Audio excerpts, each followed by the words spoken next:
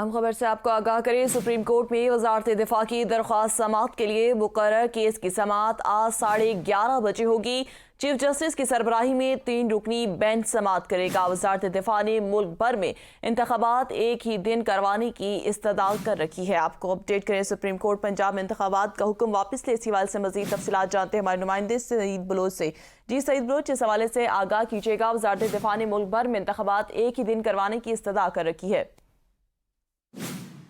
جی بالکل، گزشتہ روز وزارت دفاع کی جانب سے ایک سیلڈ رپورٹ اور درخواست سپریم کورٹ آف پاکستان میں دائر کی گئی تھی، اور وزارت دفاع کی جانب سے یہ موقف اختیار کیا گیا تھا کہ اس وقت سیکیورٹی فورسز ملک بھر میں، جس میں خاص طور پر خیبر پختونخوا اور بلوچستان کے علاقے شامل ہیں، وہاں پر آپریشنز میں مصروف ہیں، اور اس وقت انتخابات کے لیے سیکیورٹی فراہم کرنا ممکن نہیں ہے۔ اس کے علاوہ وزارت دفاع کی جانب سے درخواست میں عدالت سے یہ بھی استدعا کی گئی تھی کہ پنجاب میں عام انتخابات کے لیے 3,85,485 جو فورسز کے اہلکار اور رینجرز کے اہلکار درکار ہے، اور چارج سیاسی ماحول میں سیکیورٹی کے لیے سخت انتظامات کرنے کی ضرورت پڑ سکتی ہے۔